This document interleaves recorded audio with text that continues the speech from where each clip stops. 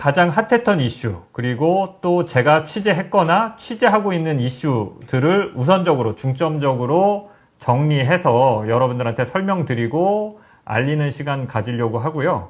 뭐 제목을 이슈 디올백이라고 정하긴 했는데 디올백 얘기만 하려고 한 건 아니고, 이제 임성준 PD가 코너 이름을 그렇게 정했습니다. 저희가 디올백을 하나 장만을 해서 디올백에다가 이제 종이에다가 그 주의 이슈를 제목을 적어서 넣은 다음에 추첨하는 식으로 뽑아서 그 이슈를 이렇게 설명드리는 방식으로 이렇게 코너 이름을 기획을 했는데, 저희가 금전적인 문제로 아직 디올백을 마련을 못했습니다. 예.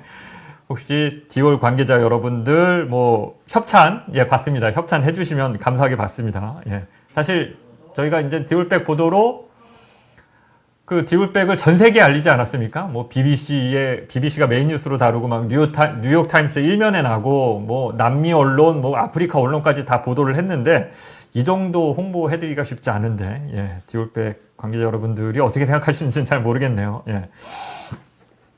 아무튼 이 시간은 뭐 뉴스 진행하는 것처럼 굉장히 딱딱하고 무겁게 이렇게 진행하기보다는 좀 편하고 가볍게 뭐 중간에 뭐 재밌는 얘기도 할 수 있고, 또 뭐 웃긴 얘기가 나오면 웃기도 하고, 또 뭐 여러분들 댓글도 제가 이제 좀 실력이 늘면 여러분들 댓글도 보면서 댓글 반응도 소개해 드리고, 그러면서 또 이슈를 전해드릴 때는 정확하고 이해하기 쉽게 이렇게 정리해서 전해드리고, 이런 시간을 갖도록 하겠습니다. 일단 저희가 아직 방송이 많이 하지 못하다 보니까 사실상 초보죠. 이런 방송 초보인데 유튜버로서, 예, 첫 번째 방송이어서 일단 제가 오늘은 혼자 좀 방송 사고를 막고자 혼자 진행을 하고요.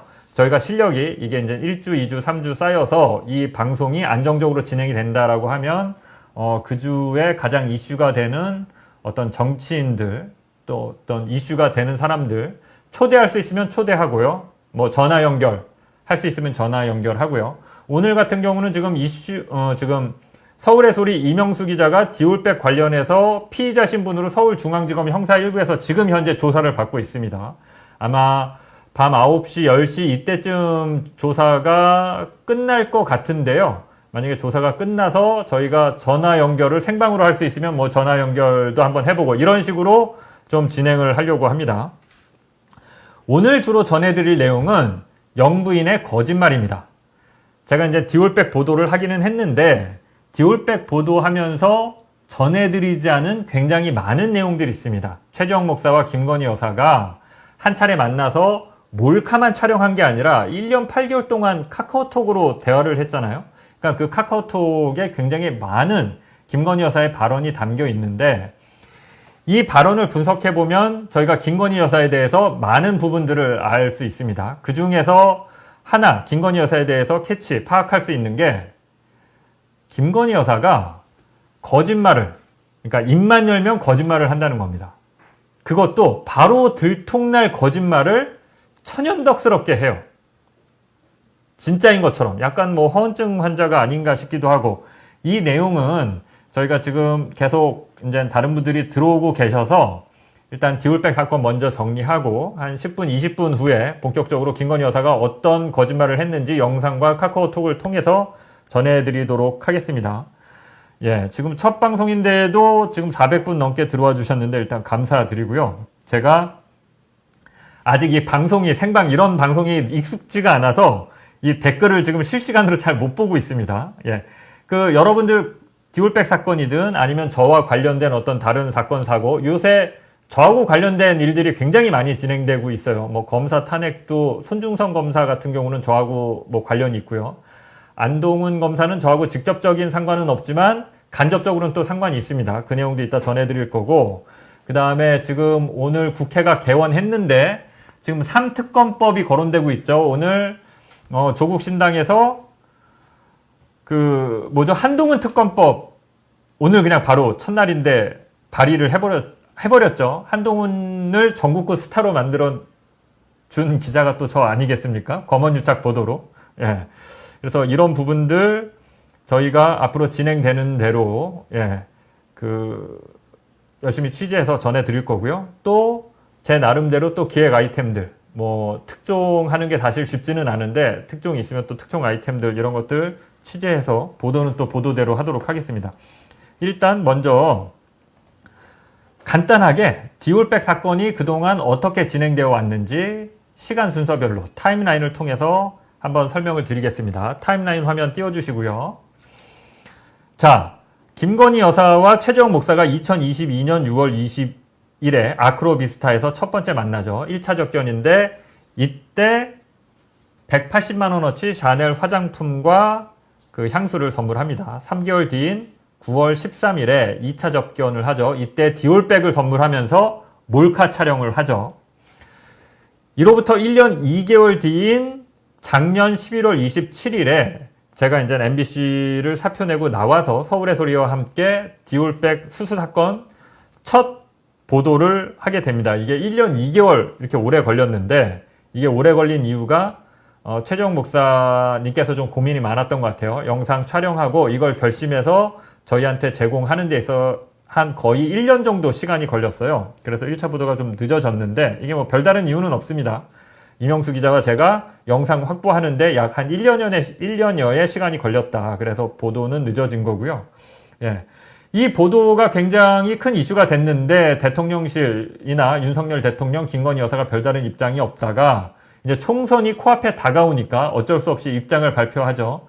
올해 2월 7일에 KBS와 이제 단독 대담을 하면서 거기서 뭐 박절하지 못했다, 매정하게 뭐 할 수는 없는 거 아니냐, 뭐 이런 이상한 입장을 발표합니다.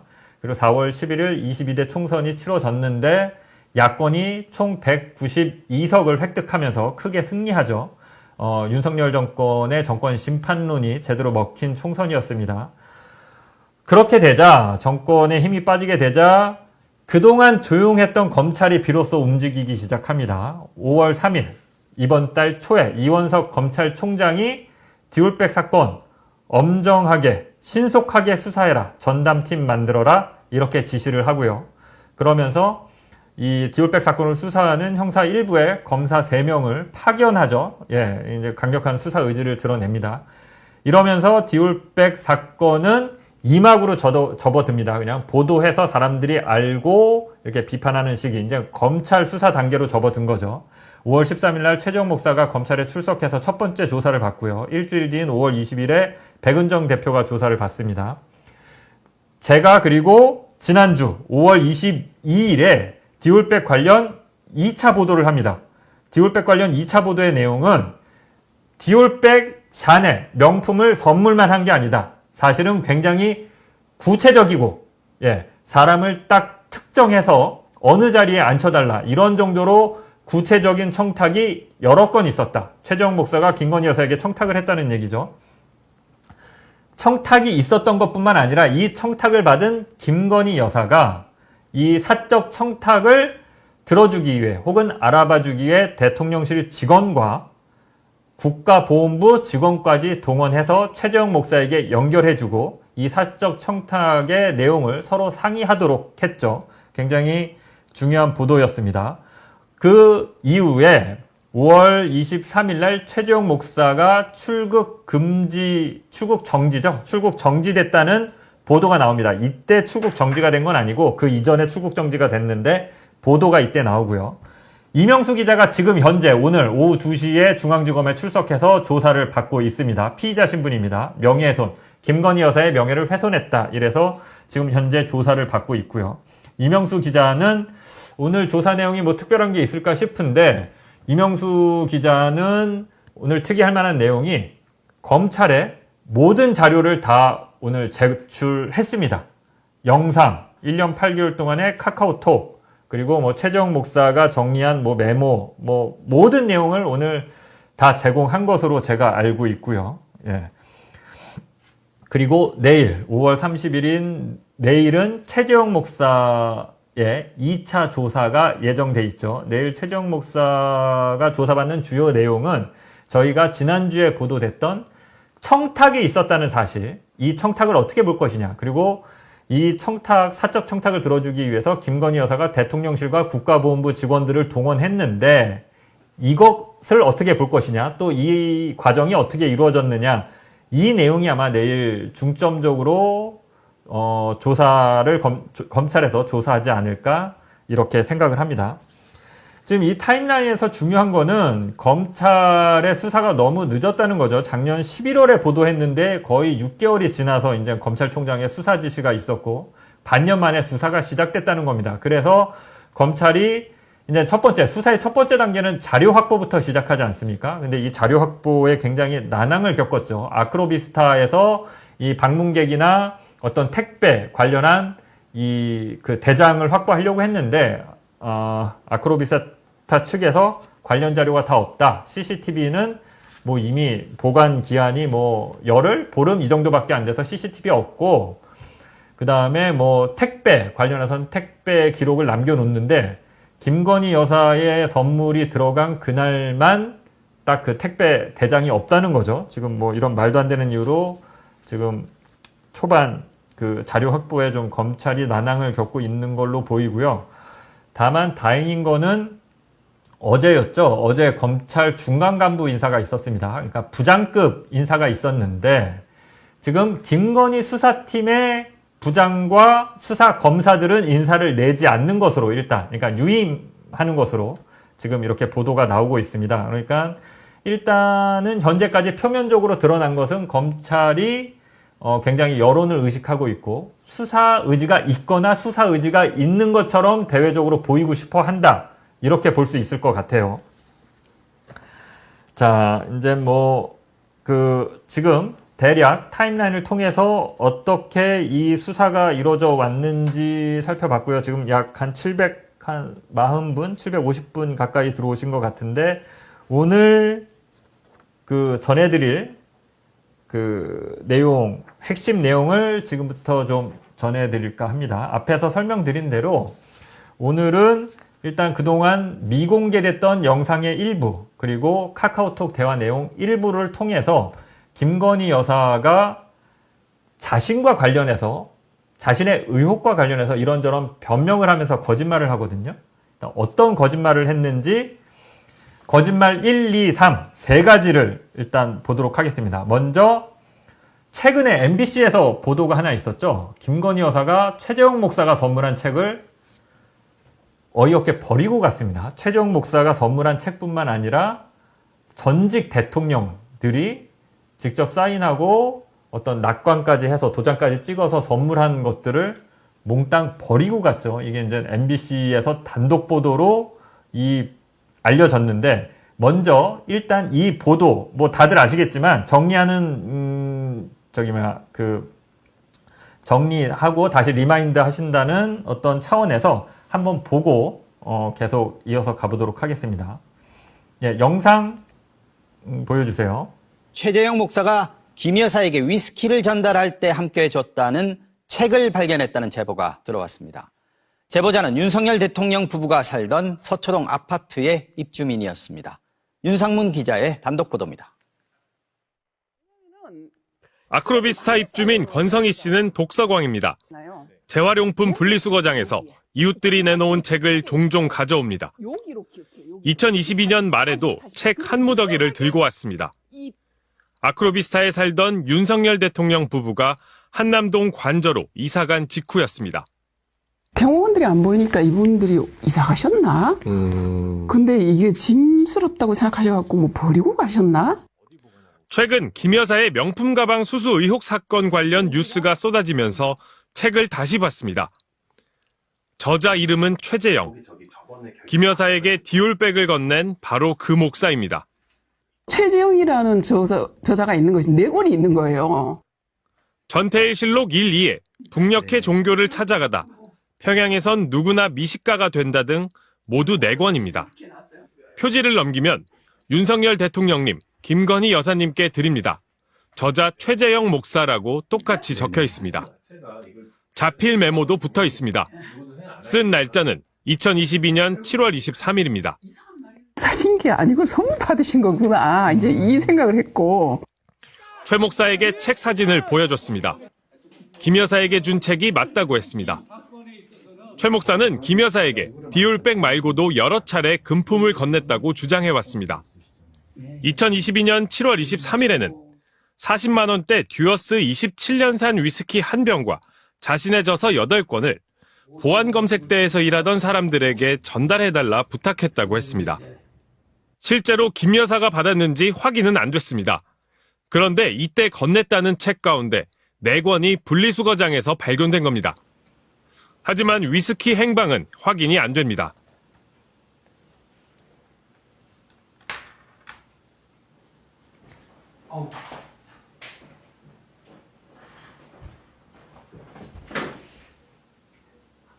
예. 지금 나가고 있나요? 예. 소리는 들어가고 있죠. 지금 화면이 잠깐 블랙이 났는데 저희가 배터리를 사전에 미처 갈지 못해서 죄송합니다. 방송사고를 오늘 안 내려고 그랬는데 방송사고가 한번 났네요. 예. 화면이 아마 들어올 것 같습니다. 곧. 자, 이게 이제 시간별로 정리를 해드릴게요. 7월에 최재형 목사가 김건희 여사에게 책을 8권 선물합니다. 2022년 7월에. 이때는 김건희 여사를 직접 만난 거는 아니고 책이랑 양주를 들고 아크로비스타에 찾아가서 거기 경비원인가 한테 이렇게 맡기고 옵니다. 그래서 이게 김건희 여사에게 전달이 됩니다. 카카오톡에 보면 잘 받았다는 인사를 하거든요. 그래서 김건희 여사에게 전달이 됐는데 이게 7월이고요. 근데 김건희 여사가 그해 11월에 한남동 관저로, 그러니까 아크로비스타에서 윤석열 대통령 내외가 지내고 있다가 한남동 관저 그 인테리어 공사가 끝나면서 2022년 11월에 한남동 관저로 이사를 가죠. 그때 이 책을 버리고 간 것 같아요. 그러니까 7월부터 11월까지 4달의 시차가 있는데 중간에 어떤 사건이 있었죠? 9월에 7월에 책을 선물하고 9월에 최재형 목사가 김건희 여사를 만나서 디올백을 선물하면서 이걸 몰카로 촬영을 하죠. 이날 이 선물한 책에 대해서 김건희 여사와 최재형 목사가 대화를 나눕니다. 이 대화가 중요한데 뭐라고 대화를 나눴는지 한번 보시겠습니다. 윤석열 정부가 잘 해내서 손을 대서 그러면 뭐 대한민국 좀 성장되고 우리 목사님도 그런 것도 큰 저랑 같이 할 일 하시고 제가 책 보내드린 거 좀 머리글이라도 좀 읽어보셨어요? 책은 다 못 읽겠지만 머리글 제가 좀 시간이 나을 때 네 제가 저자의 글이라도 읽어보시면 그럼요. 제가 틈틈이 필요해서 네. 잘 놔두잖아 다 읽을 거예요 그럼요. 네, 꼭 두 분이 한번 저한테 좀 도와주세요. 예, 두 분이 번갈아 가면서 네. 이렇게 읽어보시면 좋을 거예요. 하여튼 목사님께서만큼은 네, 얘는 저는 어제도 인연도 있고 저희 아버님하고 그렇게 인연도 있고 절대로 저를 그냥 저렇게 색깔로 입힌다고 그렇게 보지 마시고 좀 정상적인 의미로 좀 보시고 저를 판단을 해줘야 돼요.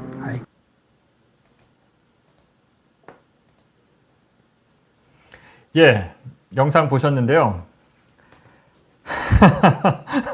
좀 어이가 없죠. 그러니까 이게 최재형 목사가 먼저 질문을 하죠. 이제 책을 선물했고 책을 잘 받았다고 이제 카카오톡으로 왔으니까 최재형 목사가 책 읽어보셨나요? 이렇게 안 묻고 뭐라고 묻냐면 머리글이라도 좀 읽어보세요. 이렇게 얘기를 합니다. 그러니까 최재형 목사님도 아는 거죠. 김건희 여사가 책을 읽을 리 없다는 거를. 그러니까 좀 머리글이라도 읽어봐라. 그러면서 책을 다 못 읽겠지만 이렇게 얘기를 해요. 그러니까 책을 안 읽을 거라는 걸 아는데 그래도 머리글이라도 읽어보고 좀 좀 관심을 가져봐라. 그러니까 김건희 여사가 그럼요. 제가 틈틈이 필요해서 잘 놔뒀잖아요. 이렇게 얘기하고 꼭 다 읽을 거예요. 그건요. 이렇게 얘기를 하죠.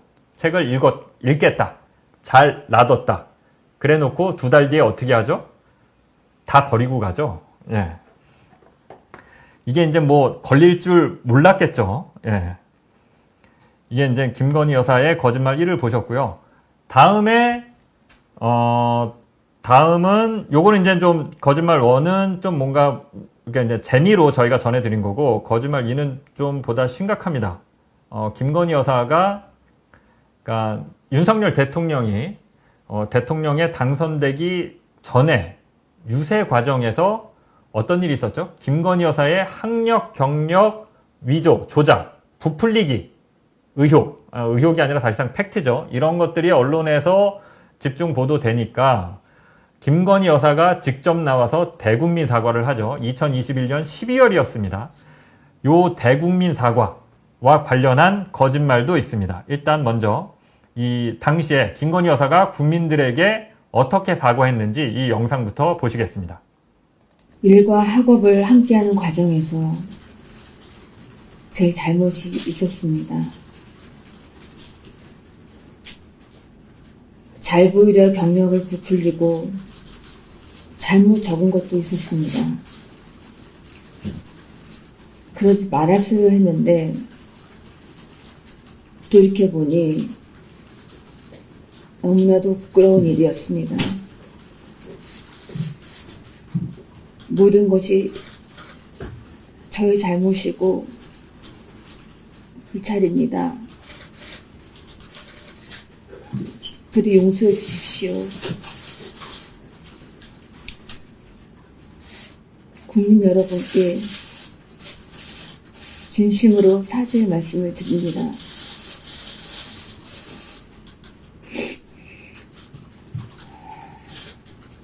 저 때문에 남편이 비난받는 현실에 너무 가슴이 무너집니다.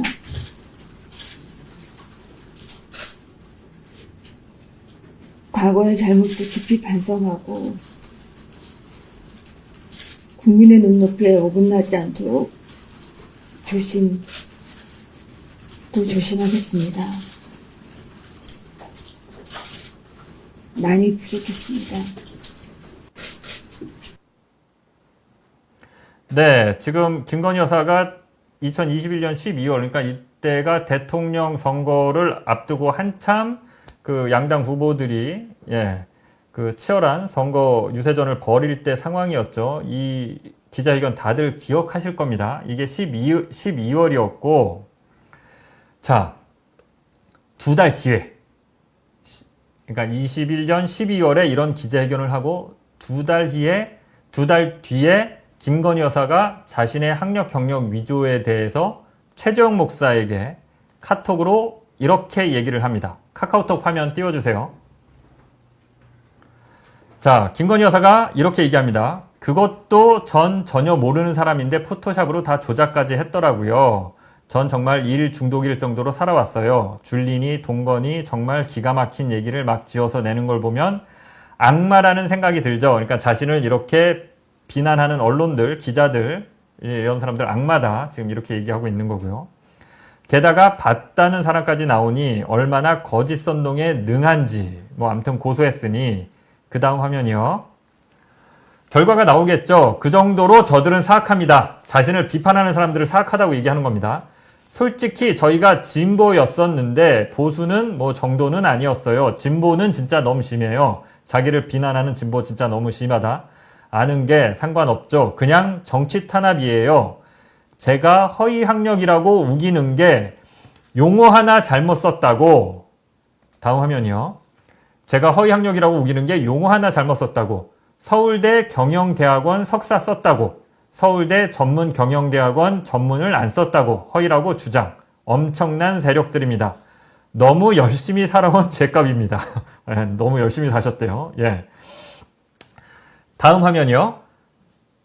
제가 지난 3년간 거짓 선동과 더불어 정치 탄압 받은 걸 생각하면 치가 떨립니다. MBC랑 YTN은 어떻게 해서든 이재명 만들려고 저러는 겁니다. 여기서 MBC는 주로 이제 제가 많이 보도했었죠. 친여 매체니까요. 설사 그렇다 해도 전부 결혼 전이고 제가 이력서에 글자 틀리게 했다고 허위 학력이라고 하는 선동까지 합니다. 예. 자, 이게 무슨 얘기입니까? 그 기자회견으로 대국민 사과를 했잖아요. 자기가 허위 경력, 허위 학력 좀 부풀린 게 있었다. 죄송하다. 해놓고 지금 자기를 이렇게 욕했던 사람들, 이런 지적했던 사람들 치가 떨린다. 사악한 사람들이다. 나는 그냥 실수로 서울대 경영대학원 석사라고 쓴 것일 뿐이다. 원래 이제 경영 전문대학원 석사 이렇게 써야 되는데 그거 전문 두 글자 실수로 그거 누락했다고 허위라고 한다. 정말 치가 떨린다. 이렇게 얘기하고 있는 겁니다. 그러니까 이게 무슨 얘기예요? 그 기자회견은 대국민 사기극이었다는 거죠. 이렇게 뻔뻔하게 최재형 목사한테 얘기를 합니다. 자기가 기자회견까지 다 해놓고서 카톡은 그 기자회견이 사실이 아니라고 얘기하고 있는 거예요. 참 어처구니가 없죠. 예, 두 번째 거짓말 보셨고요. 또 세 번째 거짓말을 한번 보겠습니다. 그쵸. 뭐 댓글에 개사과 얘기 나오는데, 그렇죠. 일종의 뭐 개사과 한 거죠. 예. 사과하라고 하니까. 예. 전혀 그럴 생각이 없는데, 이렇게 얘기한 거죠. 그 다음에, 김건희 여사가 지금 계속 논란이 되는 게 명품 관련해서 논란이 되고 있죠. 지금 디올백, 샤넬 받은 거 외에도 어디였죠? 라트비아에 갔을 땐가요? 그 아무튼 명품 편집샵에 가서 쇼핑하던 게 현재 언론에 걸려서 문제가 됐었는데요. 이 명품과 관련해서도 김건희 여사는 거짓말을 합니다. 일단 먼저 이 당시 명품 쇼핑했다 문제가 된 보도부터 먼저 보시겠습니다. 예, 보도 영상 틀어주세요. 그런데 순방을 마무리하는 시점에 김건희 여사가 리투아니아의 명품 매장을 방문했다는 현지 매체의 보도가 나왔습니다. 김건희 여사가 경호원을 대동한 채 구찌, 프라다 등 명품 의료와 소품을 파는 편집 매장에서 쇼핑을 했다는 내용입니다. 해당 매장은 MBC와의 통화에서 김 여사 일행이 다녀간 게 맞다고 답했지만 무엇을 샀는지에 대한 질문에 대해선 알려줄 수 없다며 말을 줄였습니다. 현지 보도와 관련해 대통령실은 아무런 설명을 내놓지 않고 있습니다. 요즘은 말씀드린 것처럼 이제 취임하고 나서는 조금 조심스러워요. 왜냐면 여기가 어쨌든 백화점이다 보니까 보여지는 게 있어가지고. 근데 그래서 우류 구매하시고 TV도 구매하시고 막. 우리요? 아, 우리 사람. 김건희 여사가 단골이라고 이야기한 직원은 그녀에 대한 이야기를 이어갔습니다. 아니, 여기 김건희 여사가 단골이라니까 난 처음 알았네. 아, 진짜요? 저 2천 고객님이세요. 그렇구나. 취임하고 나서는 딱 한 번 왔겠네. 그 윤석열 대통령. 맞아요. 왜냐면 계속 지금 뭐 순회도 돌아다니시기도 하고 한 번 저희가 그 전에 이제 한 번 오셨거든요. 예. 근데 그 이후로는 조금 조심스러워 하시더라고요. 아, 좋으시네. 윤석열 대통령이 취임한 이후에는 다른 사람들의 이목 때문에 조심스러워 매장에 오지 못한다는 겁니다. 그런데 이 직원은 뜻밖의 이야기를 합니다. 그래서 이게 용산 옮겼잖아요. 예. 그러고 조금은 발걸음이 좀 조심, 연락은 따로 하시긴 하는데, 담당 직원이. 예. 조금 막, 오시기가 조금 그런가 봐요. 아, 그래. 그럼, 여기 담당 있으니까 전화해서 맞아요. 마음에 든 거 있으면 보내주고. 그런 식으로. 따로 연락하고, 막 컨택하고 하는 것 같아요. 아, 그래요? 김 여사가 매장에 오지는 못하지만 마음에 드는 물건이 있으면 전화로 주문한다는 설명. 또 용산에 있는 대통령실 직원이 명동에 있는 신세계 백화점으로 물건을 받으러 오기가 어려워 디올 매장의 매니저가 주문받은 물건을 보내준다는 겁니다. 이 직원은 윤석열 대통령이 당선되기 전 김건희 여사가 매장에 들렀을 때의 모습도 생생히 기억하고 있었습니다. 옛날엔 자주 오셨겠네. 자주 오셨죠? 자주 왔어요? 대통령 되기 전, 여사님 되기 전. 그때는 교수님이셔가지고. 네? 교수님이셔가지고. 그때는 교수님이라고 불렀어요? 네네. 이 기자는 매장 직원과 이 같은 대화를 나눈 뒤 김건희 여사에게 줄 선물을 결정했습니다. 예, 이게 이제 뭐 다들 아시는 얘기겠지만 지금 그 리투아니아 나토 관련 순방 갔을 때 지금 명품 편집샵 가서 쇼핑하다가 이게 이제 문제가 됐죠. 현지 언론에 보도가 되면서요. 그리고 두 번째 보신 영상은 저희가 이제 제가 디올백 보도할 때 이명수 기자가 디올 매장에 가서 직접 디올백을 사지 않습니까? 그때 김건희 여사가 여기 자주 오시냐 이렇게 물어보니까 우리 단골이다. 그리고 대통령 되신 다음에는 매장에 보는 이목이 있어서 매장에 직접 나오기 어려우니까 전화로 주문한다, 직원들이. 그러면 저희가 이렇게 택배로 보내드린다. 지금 그 얘기를 하는 거잖아요.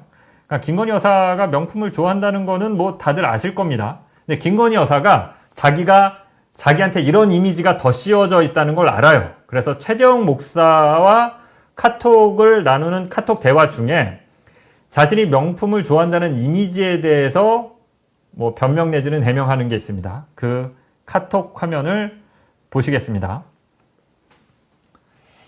자, 김건희 여사가 이렇게 얘기합니다. 이게 이제 2월 말인데요. 그러니까 이제 대통령 당선되기 전이죠. 저희가 보도로 보여드린 거 이전입니다. 예, 저 뉴스는 사실상 저희에게 크게 도움 안 되는 사안인데다 굳이 저희는 한 달 임기 남은 대통령과 각 세울 이유가 없거든요. 알아보니 그렇더라고요. 이게 무슨 얘기냐면 잘려서 그런데 김정숙 여사의 옷값이 한번 논란이 됩니다. 국민의힘에서 제기돼서 김정숙 여사가 너무 고가의 비싼 옷을 그 예산으로 국민 세금으로 산 거 아니냐 이런 그런 좀 그 의혹을 제기해서 이게 이제 이슈가 됐는데 그 뉴스가 나한테는 도움이 안 된다. 김건희 여사 이렇게 얘기하는 겁니다. 우리가 굳이 한 달 남은 임기 한 달 남은 문재인 대통령과 각 세울 이유가 없다. 뭐 이렇게 얘기하는 거죠. 그래서 이제 최종 목사 말씀하시고 내용상 알고 보면 최대 피해자는 저예요. 그러니까 자기가 최대 피해자래요. 예, 다음 화면 보시면 다 떠나서 이재명과 문통은 대립각이죠. 우리도 최근 이상해서 알아본 결과 그렇더라고요. 근데 그거마저 덮어 씌우니 전 어차피 액세서리도 안 하고 제 돈으로 거의 살 거예요. 영수증, 구입 내역 다 남기고 나 액세서리 잘 안 한다 이렇게 얘기하는 거죠. 근데 해외 순방 나갈 때 6천만 원짜리 목걸이 하고 나갔던 거 기억나시죠? 액세서리 잘 안 한대요. 그리고 다 제 돈으로 살 거래요. 비싼 옷은 못 사겠죠, 당연히. 그래서 피해자. 전 좋을 게 없음. 원래 전 사치하곤 멀어요. 이미지 왜곡이 너무 심하게 됐어요. 김혜경 씨 이슈가 전부 덮였죠. 그러니까 이게 무슨 얘기냐면 나는 그 대통령 후보의 부인이 돼서 또 혹은 이제 나중에 영부인이 되면 주변의 시선 때문에 비싼 옷 당연히 못 사지 않냐. 그래서 난 피해자다. 좋을 게 없다. 대통령 당선돼봐야 영부인 돼봐야 난 좋을 게 없다. 주변에서 다 쳐다보는데 어떻게 명품을 사고 액세서리 하고 그리고 원래 그런 것도 안 좋아한다 난. 지금 이렇게 얘기하는 겁니다. 좀 어이가 없죠. 여기 보면 김혜경 씨 이슈가 전부 덮였죠라고 하는데 이게 무슨 얘기냐면 그 당시에 이제 그 대통령 선거 유세 기간이었는데 김혜경 씨의 법카, 김혜경 여사의 법카 78,000원 그거 결국 기소한 거 그게 이 당시에 이슈가 됐었죠. 그래서 오히려 김정숙 여사 그 옷값 논란이 불거지면서 김혜경 여사의 법카 이슈가 덮였다. 그래서 우리는 별로 좋을 게 없고 피해자다. 이렇게 얘기를 하는 겁니다. 어처구니가 없죠. 예. 예. 거짓말, 김건희 여사의 거짓말 1, 2, 3, 예, 살펴봤고요. 지금 이 방송, 저희 방송 1,300분 들어와 주셨네요.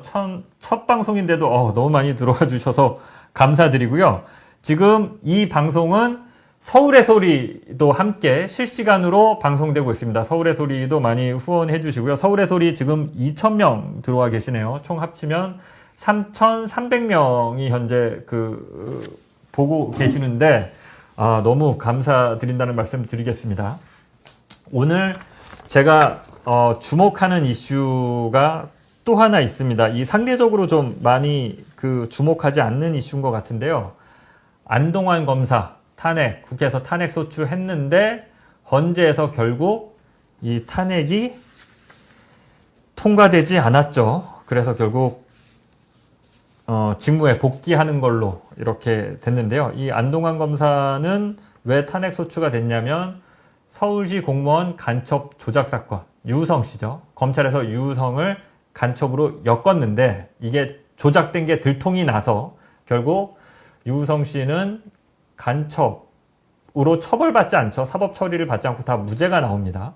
그러니까 검찰이 유성 씨를 다시 기소하는데 외환거래, 불법적으로 외환거래를 했다. 그래서 외환거래 금지법인가 이걸로 기소를 합니다. 이게 무슨 내용이냐면 탈북민들의 상당수가 북한이나 중국에 자기 가족들이 남아있잖아요. 그러니까 한국에서 돈을 벌어서 송금을 해요.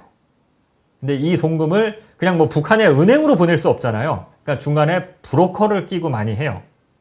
근데 유성 씨가 이렇게 송금을 하는 과정에서 불법이 있었다 혹은 이런 브로커 역할을 했다 뭐 이런 걸로 지금 기소를 하는 거거든요. 그래서 이게 보복기소다.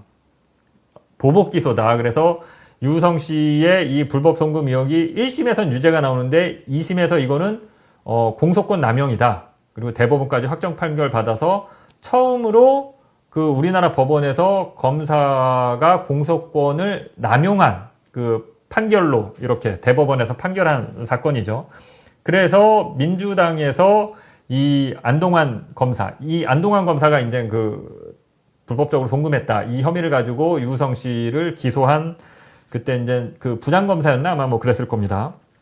이 탄핵 소추를 한 건데 제가 왜 이걸 말씀드리냐면 제가 사실은 이게 문제가 됐을 때 MBC 시사 매거진 2580에서 그 일을 하고 있었어요. 그 당시에 제가 이 서울시 간첩 조작 사건과 관련해서 굉장히 의미 있는 녹음 파일, 약 10시간 분량의 녹음 파일을 입수합니다. 그런데 그 당시는 이명박 박근혜, 그러니까 박근혜 정부 시절이었죠. 그래서 이명박 정부 시절이었나요? 제가 지금 기억이 정확하지 한 10년 전이어갖고 예.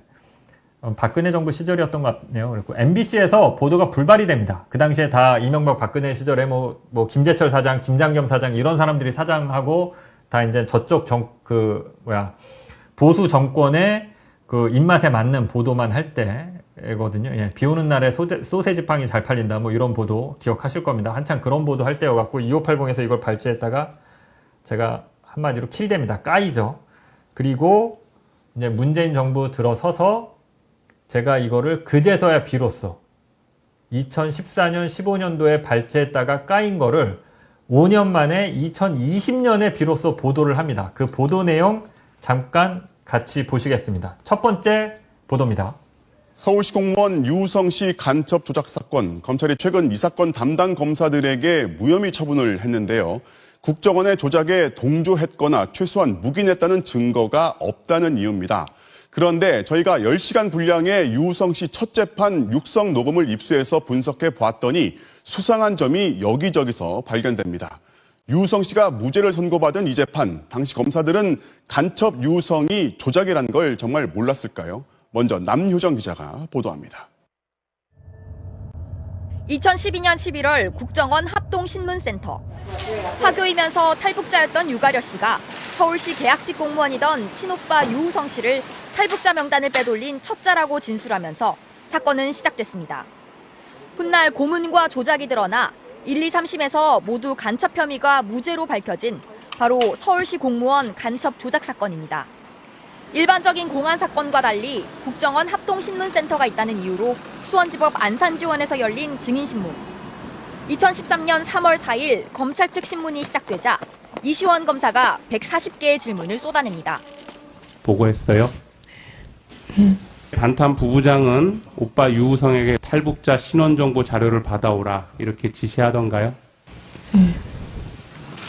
유가려 씨의 대답은 대부분 네라는 단답형이었습니다. 끝까지 조선 사람이라고 얘기해라 이렇게 이야기하던가요, 오빠가?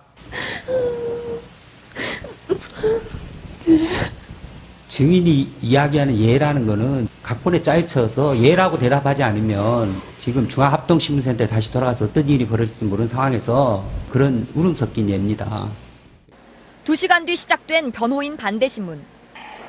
유우성 씨는 2012년 1월 설 명절에 북한 회령에 가서 보위부를 직접 접촉했다는 동생의 증언을 반박할 증거를 내밉니다.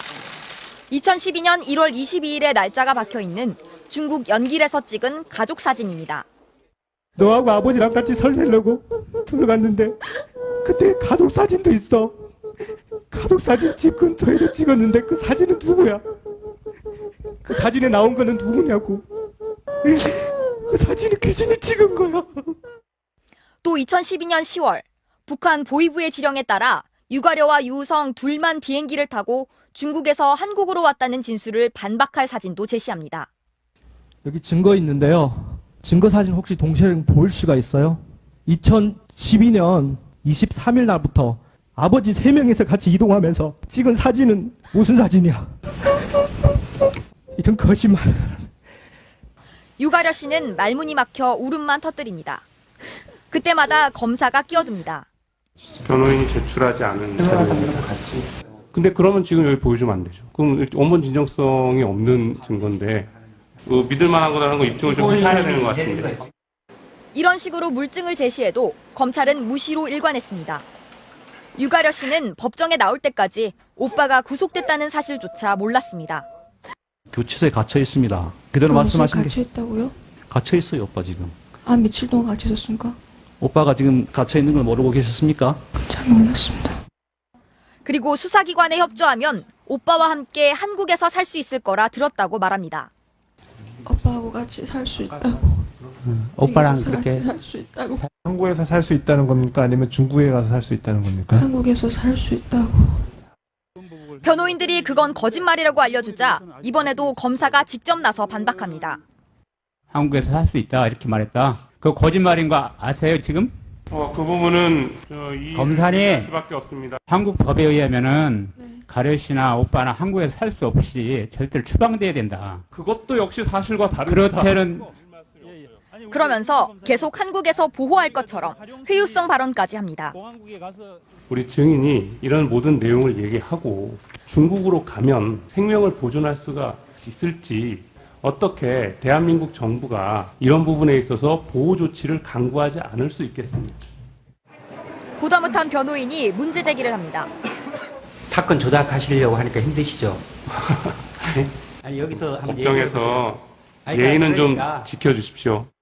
사사건건 진실이 드러나는 것을 그 검사가 계속 뭐 제지를 하거나 교묘한 언사로서 유가래 허위 진술을 계속 유지하려는 그런 태도를 보였기 때문에 간첩 사건을 조작하는데 이 주동이 돼가지고 오전 9시에 시작한 첫 증인신문은 자정 무렵에야 끝이 났습니다. 검사는 유가려 씨가 거짓 진술을 하면서 눈물을 흘릴 때마다 오빠와 변호인이 무서워서 그런다고 주장했습니다. MBC 뉴스 남효정입니다.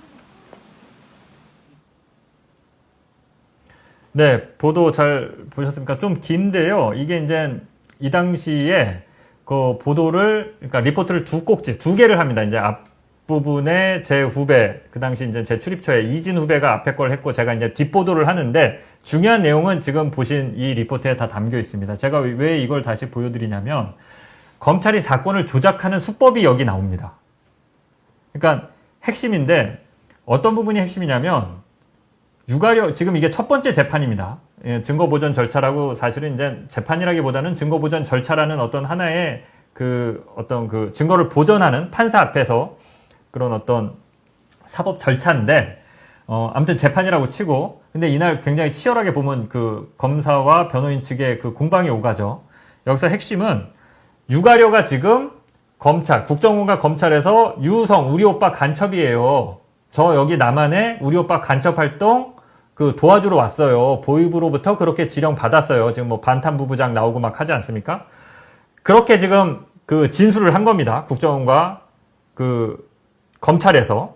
이시원이 그렇게 진술을 받아서 지금 유우성 기소를 해갖고 유우성이 당시 구속돼 있는 상황이었죠.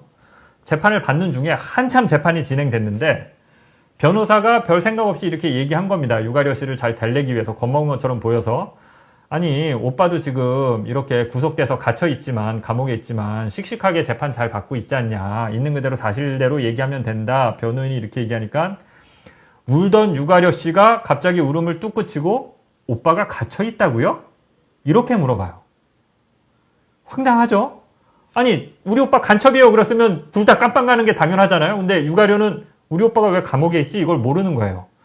그 이후에 나온 얘기가, 오빠랑 한국에서, 서울에서 같이 살 수 있다고 그렇게 들었다. 그러니까 오빠가 간첩이라고 얘기해야 나는 오빠랑 한국에서 행복하게 잘 살 수 있다라고 들었다. 지금 이 얘기를 하죠. 그래서 판사가 황당하니까 중국에서 살 수 있다는 겁니까? 서울에서 살 수 있다는 겁니까? 그러니까 한국에서 살 수 있다고요. 라고 하니까 변호인들이 그거 지금 거짓말인 거 아니야. 너희들 간첩인 거 확정되면 다 추방돼야 된다. 이렇게 얘기하니까 이시원이 뭐라고 합니까? 그걸 거짓말이라고 하시면 안 되죠. 유가려 씨 끝까지 우리 한국 정부가 보호할 겁니다. 이렇게 얘기하죠. 그런데 이 절차 끝나고 유가려 씨가 탈북민들 이렇게 들어오면 한 3개월 정도 하나원인가요? 옛날 표현으로 하나원이라고 하는데 여기 있다가 이제 나오는데 나오자마자 그냥 추방시켜버립니다. 그러니까 증언만 받고 추방시킨 겁니다. 딴 얘기 못하게. 예. 그러니까 이 사건 자체가 조작된 사건이에요. 유가려 씨가 너 오빠 간첩이라고 얘기해야 너는 오빠랑 한국에서 행복하게 살 수 있어. 그러니까 간첩이라고 해. 그러니까 왜냐하면 탈북민들이 한국의 어떤 이런 민주주의 체제, 사법 절차 이걸 몰라요.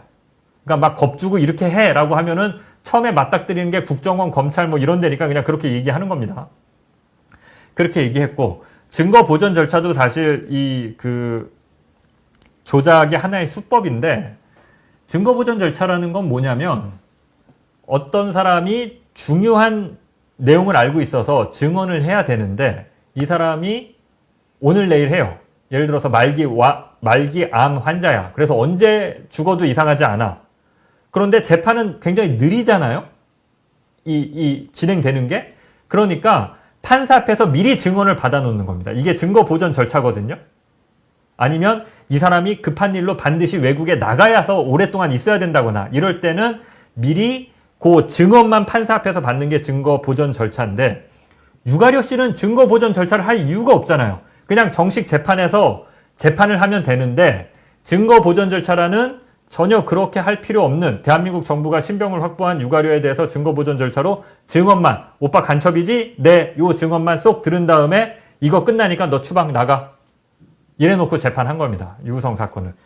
그렇게 재판한 사람이 방금 보신 이시원 검사고, 이시원 검사는 다들 아시죠? 윤석열 정부가 출범하자마자 공직기강 비서관으로 들어갑니다. 공직기강 비서관으로 들어갔으니 이런 사람이 공직기강이 생기겠습니까?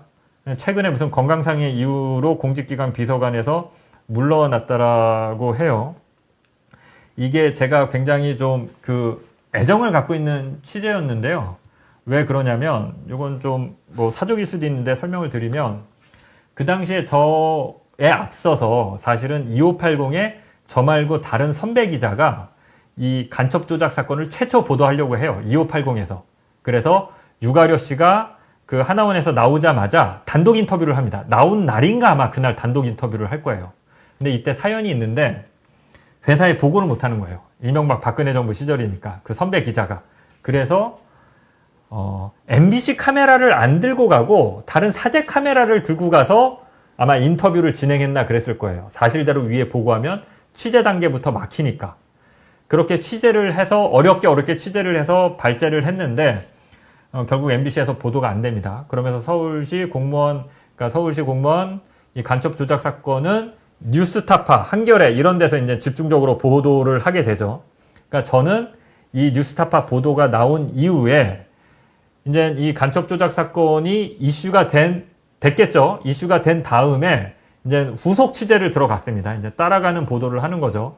근데 이제 기자들은 단독을 많이 추구하잖아요. 그래서 회사에서 그냥 이제 이 취재를 이게 하도 이슈가 되니까 시켰는데, 제가 취재 과정에서 이 단독 녹음 파일, 10시간짜리 이 중요한 녹음 파일을 단독으로 입수를 합니다.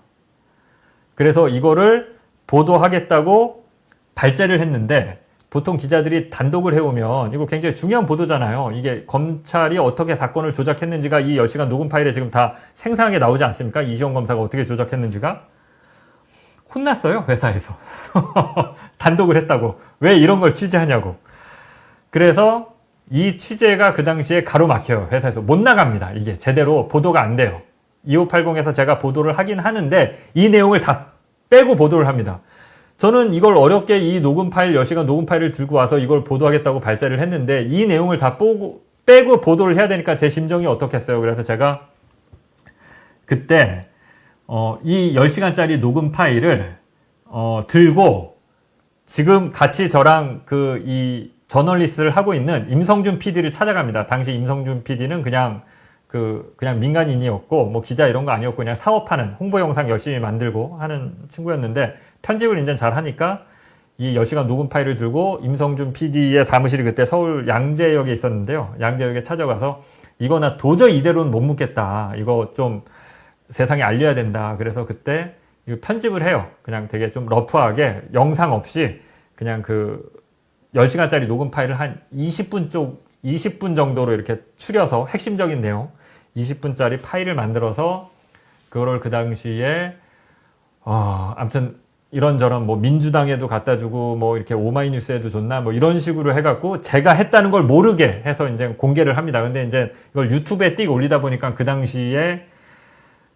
이슈는 많이 안 됐는데 사실 굉장히 중요한 걸 갖고 있죠. 맨날 검사들이 어떻게 사건 조작을 하는지 의혹은 있지만 사건 조작의 적나라한 수법을 보여주는 녹음 파일이거든요. 이게 보도가 늦어지고 결국 2020년이 돼서야 이 서울시 공무원 간첩 조작 사건은 2013년, 14년, 15년 요때 이제 한참 이슈가 돼서 뜨거웠던 건데 2020년이 돼서야 뉴스데스크로 보도를 하다 보니까 그 당시에 그래도 적지 않은 분들이 보시긴 했는데 많은 분들이 못 보신 것 같아서 오늘 이 서울시 공무원 간첩 조작 사건 관련 안동훈 검사가 탄핵이 통과되지 않으면서 참 뭐 별로 좋은 소식은 아닌데요.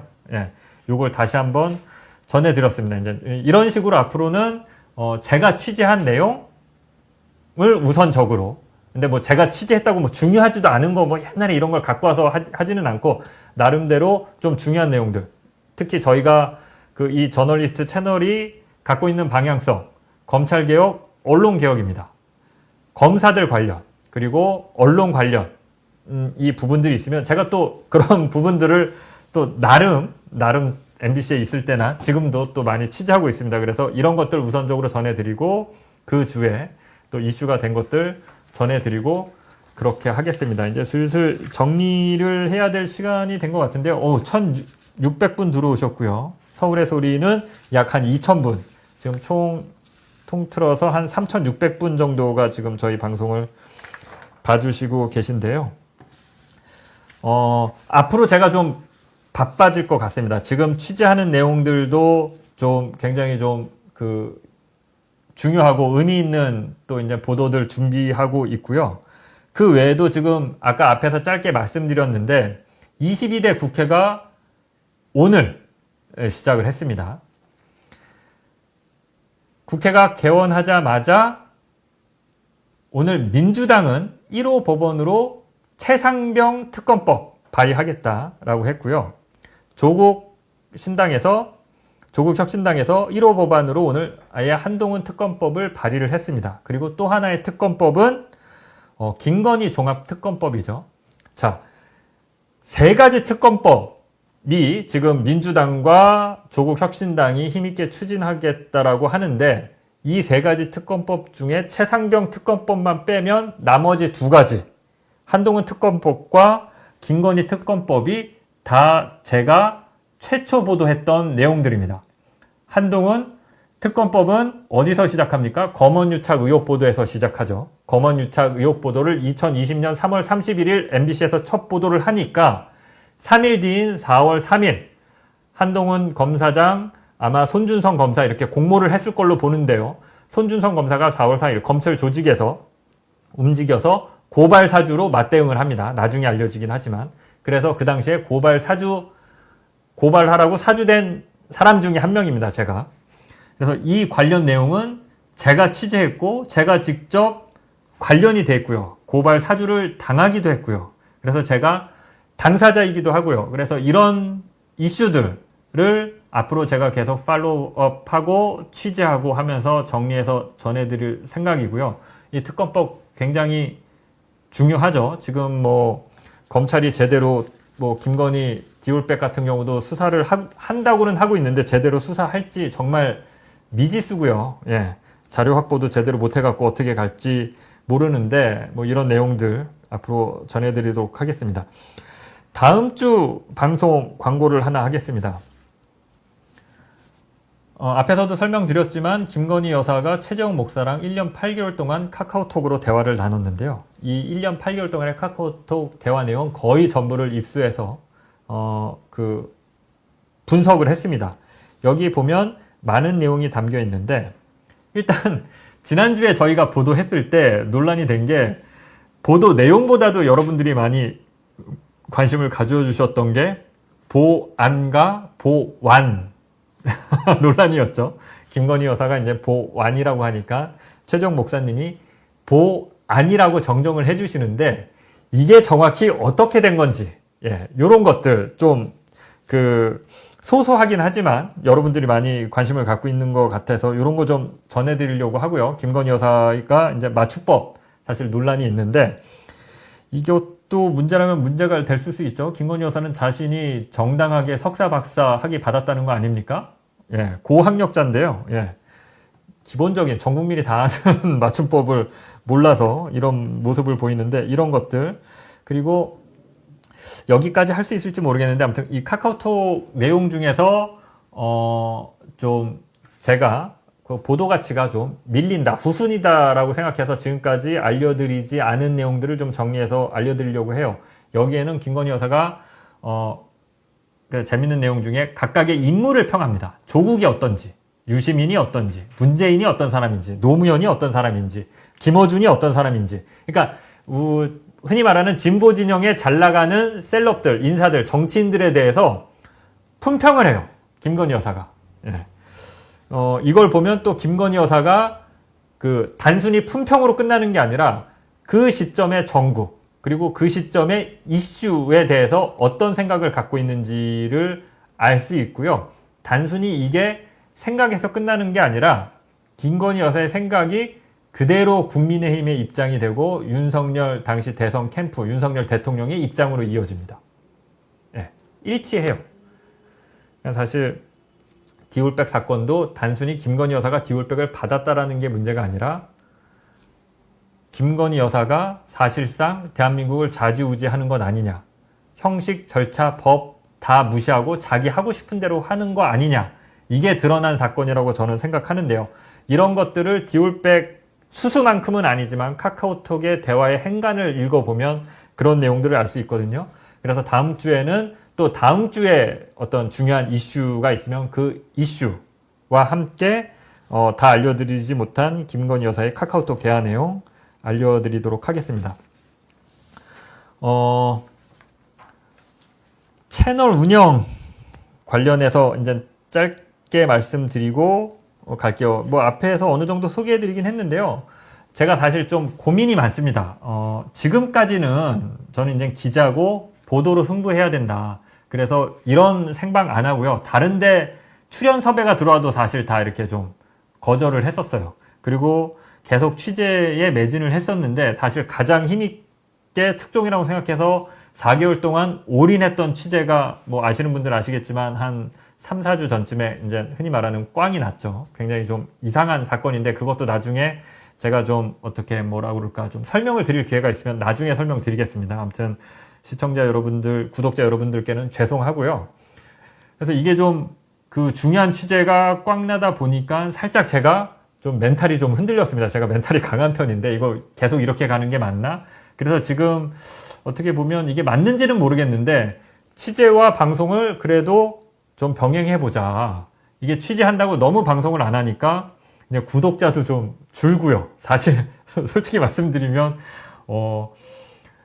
약간 뭐랄까 이제 이 채널이 유지가 안 되는 경제적인 이유 때문에 이제 후원이 거의 뭐 저희가 없다시피 하니까 뭐 광고를 따로 받는 것도 아니고 뭐 매일 방송을 해서 뭐 이런 게 아니다 보니까 계속 이렇게 방송 안 하고 취재만 그냥 안 보이는 데서 해서 이 채널을 유지할 수 있을 것이냐에 대한 어떤 이제 심각한 위기가 닥친 거죠. 그래서 임성준 PD랑 그동안 생각했던 어떤 기획 방송들 같은 것들 서서히 이제 좀 늦었지만 한 발씩 이렇게 좀 해보려고 합니다. 그래서 일단 저희가 자리가 잡힐 때까지 지금 일단은 목요일 날 밤 9시로 일단 잡았어요. 일주일에 한 번씩 무조건 이제 뭐 할 얘기가 없더라도 그냥 나와서 안녕하세요. 저 요새 뭐 이런 거 취재하고 이러다 뭐 이러고 있습니다. 이런 얘기만 하고 그냥 사라지더라도 어찌됐건 시청자와 구독자 여러분들께 일주일에 한 번은 좀 찾아뵙고 근황도 알리고 이슈도 전해드리고 일단 하자. 그리고 요게 자리가 잡으면 이제 본격적으로 어떤 하나의 이슈와 관련돼서 그 이슈를 잘 아는 전문가, 정치인 이런 부분들 섭외해서 같이 이제 대담도 나누고요. 토크도 하고요. 뭐 이렇게 좀 갈 생각입니다. 지금 일단 목요일 9시로 하려고 그러는데 시간에 대한 고민이 좀 많습니다. 왜냐하면 이 시간대가 또 다른 뭐 유력한 채널들이 또 많이 방송을 하는 시간대여서 이게 이제 좀 서로 이 시간대 유튜브를 켜고 이런 새로운 소식을 찾는 사람들을 서로 이렇게 찢어 먹기, 나눠 먹기 하는 거 아닌가 싶어서 좀 고민이 있고 조심스러운 부분도 있어요. 괜히 다른 채널들이 또 기분 나빠하실 수도 있을 것 같아서 좀 요 시간은 좀 더 고민은 해보겠지만 일단 목요일 9시에 간다 그래서 다음 주 목요일 9시에도 일단 그 인사를 드리는 걸로 그렇게 하겠습니다. 지금 사실 지금 10시 이제 방송 시작한 지 1시간이 됐는데요. 이 정도 되면 이명수 기자가 검찰 조사를 끝내고 나와서 저랑 생방으로 통화를 하면서 오늘 조사가 어땠는지 좀 생생하게 가장 먼저 전해드리려고 하는데 그렇게 계획을 했는데 좀 늦어지는 것 같아요. 이명수 기자님의 검찰 조사가. 그거는 뭐 다음에 오늘 이제 생방 연결이 안 됐으니까 다음에 좀 알려드리도록 하겠습니다. 저널리스트의 방향성은 확실합니다. 검찰개혁, 언론개혁입니다. 아직은 힘이 없어서 검찰개혁, 언론개혁으로 나아가겠다, 지향한다 이렇게 말씀드리는데요. 시간이 지나면 열심히 해서 검찰을 실제로 개혁하고 언론을 개혁하는 채널이 될 수 있도록 최선을 다하겠습니다. 오늘 방송 이만 줄일까 합니다. 여러분 늦은 밤 시간대에 별 내용도 없는데 1800분 예. 그리고 아니 이거 방송 끝내려고 하니까 그렇게 갑자기 사람들이 많이 들어오셨죠? 참, 예. 갑자기 땀이 나네요. 이거 끝내려고 하니까. 너무 감사합니다. 예. 1800분이, 저는 한 180분 정도 들어오시지 않을까 이렇게 생각을 했는데, 예.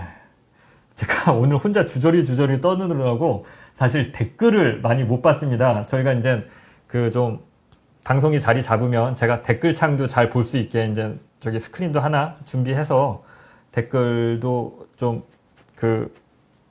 소개하면서 방송하도록 할게요. 그리고 저희 여러분들 커뮤니티나 어디 이런 방송할 때 저희가 이제 나중에 이 실시간 채팅창 같은 거 보니까 질문 궁금한 거 자유롭게 저의 근황도 좋고요. 임성준 PD의 근황도 좋고 저희의 방향성도 좋고 지금 취재하고 있는 내용도 좋고 이렇게 여쭤봐 주시면 앞으로는 여러분들과 적극적으로 소통하려고 합니다.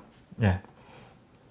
이게 한참 많이 들어오셨을 때 방송 끝내려고 하니까 땀나는데 아무튼 제가 준비한 건 여기까지고요. 계좌번호 많이 문의하시는데 요거 마지막으로 예, 저희가 이제 좀 먹고 사는 문제도 중요하다 보니까요. 지금 저희 방송 하단에 지금 후원 계좌가 떠 있는데 이게 잘 안 보이네요. 잘 보이도록 좀 다시 나중에 좀 만들어서 올려야 될 것 같아요. 진짜 제가 봐도 잘 안 보입니다. 숫자가 눈에는 잘 안 들어오는데 작심하고 다시 기자는 잘 보이고 이제 우리은행에서 여기 계좌번호가 있고요. 제가 이제 지상파에서 나온 지 얼마 안 되다 보니까 이렇게 적극적으로 계좌번호를 알리고 이렇게 방송을 키면 계좌번호처럼 이렇게 막 유튜버들 그렇게 많이 하는데 그걸 제가 비난하고 잘못했다라는 게 아니라 제가 아직까지 좀 멋쩍어요. 이렇게 막 계좌번호 띄워놓고 방송하고 하는 게 사실 이제 계좌번호 띄워놓고 방송하는 것도 오늘이 처음인데 좀 소심하게 글자 수도 작고 좀 잘 안 보이게 임성준 PD가 이렇게 어떻게 좀 편집을 한 것 같은데 좀 다음부터는 이것도 조금 더 잘 보이게 할게요. 예. 사실 여러분들한테 후원을 부탁하기도 좀 죄송스러운 게 저희가 지금까지 한 게 너무 없어서 좀 한데 저희가 가장 반가운 후원은 그래도 좀 말씀드리면 염치불구하고 한 달에 여러분들 프랜차이즈 커피 한 잔만 아이스 아메리카노 안 드신다고 생각하시고 그냥 3,000원, 4,000원 이렇게